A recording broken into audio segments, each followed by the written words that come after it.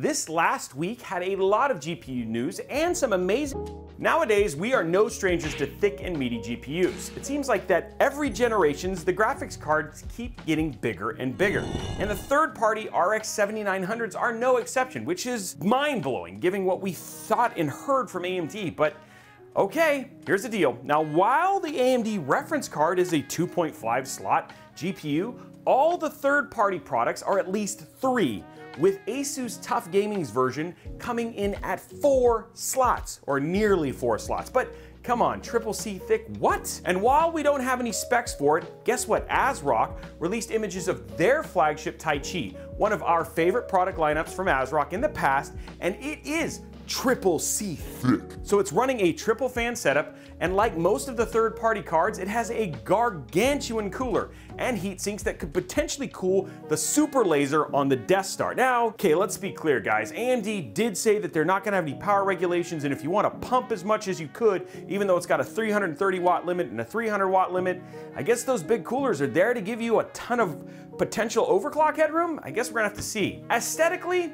it is what we've come to expect from ASRock and their Taichi line. It's got RGB in all the right places. It's like RGB in all the right places. It's sure to look stunning in any PC that uses it. Now, a few things that we do know about the card from the images is that it will have 4 outputs. 1 HDMI 2.1, 3 of those super awesome DisplayPort 2.1 connections, and that it has a beefier custom PCB since it's much wider than the AMD reference card. Now, like we reported last week, the reference cards will be launching first on December 13th with no news on when we expect third-party iterations, though rumor is some of them will be there at day 1, but we'll let you know as soon as we get more information. Speaking of 7900 series dropping on December 13th, it looks like Nvidia is reportedly planning to drop their price of the RTX 4080 right around the middle of the month. It seems, why would you do that? Well, anyway, this is all according to a Chinese website, MyDrivers. Now, right now, the price of the 4080 is around $1,199, depending on where you shop and what card you get. You can get it for cheaper, by the way, because it's a little bit overpriced. But sales of the GPU are not going well. What? Shocker. According to a report, NVIDIA price drop is to bring the card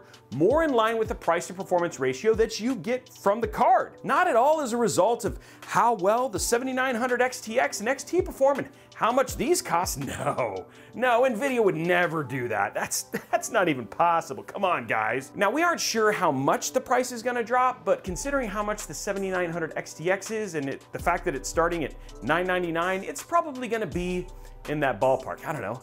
Call me crazy, but let me know if I'm wrong. Now, another probability for the cause and the drop in pricing for the 4080 is that the 4070 Ti release, or the 4070, looks like it's just right around the corner. There is an Italian retailer who not only has a listing for the 4070 Ti on their site, but a countdown as well to the release date that lands on January 5th.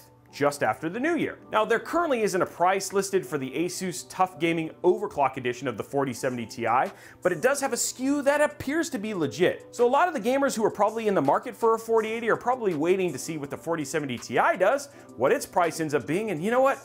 Honestly, it probably has nothing to do with the 7900 XTX or the 7900 XT. Surely not. NVIDIA. In a turn of poetic justice, and I love reading this story, with the rumored price drops of the 4080 and the underwhelming sales of the cards, comes news that scalpers, underestimated the desire for the 4080 and are literally paying the price for their hubris. Yes, a recent post on the PC Master Race subreddit, hey, what's up, Pedro, showed that the scalpers are flocking to online marketplaces like eBay and Facebook Marketplace to offload their product at MSRP, hoping to just, break even on their predatory purchases. Now, the listings themselves are trying to make it sound like the GPUs are difficult to get your hands on and hard to get and rare. But you know what? And basically they're playing up the past GPU shortage crisis, but you could just walk into Best Buy or look online and buy nearly any RTX 4080 at MSRP right now. No, I know not the 4090. Now, normally for a scalper that could just move their product, they would simply return it to the manufacturer if they bought it direct or to whatever store or online retailer they purchased it from.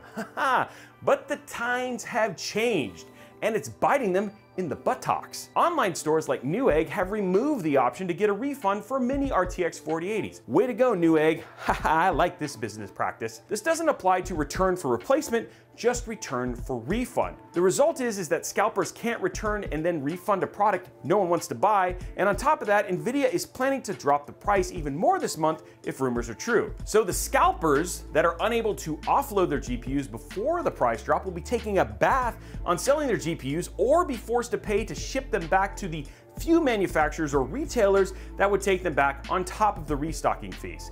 Sucks to suck, doesn't it? Sweet justice, baby. Let's look at what's happening this week in PC gaming. This week, Destiny fans have been waiting, sometimes impatiently. What? Destiny fans being impatient? Anyway, they're waiting for an update on the season for the game, and they finally got a flashy new trailer to hype it up this season. It's the Season of Seraph. We'll see the return of the Warmind Rasputin with new story quests to play through your friends to stop the Hive, God of War. Oh, no, not that God of War. Now, Bungie is adding a new heist battleground. It's a 6-person match-made game mode that follows the story of the season with like infiltrating and neutralizing enemy facilities, which actually sounds pretty rad. Now, there's the obvious addition of like a new Seraph weapon that will likely generate Warmind cells like they have in the past. There's also an exotic weapon quest called Operation Seraph's Shield that is actually tied to the story progression for the season. And many more catalysts and exotics are coming for the game.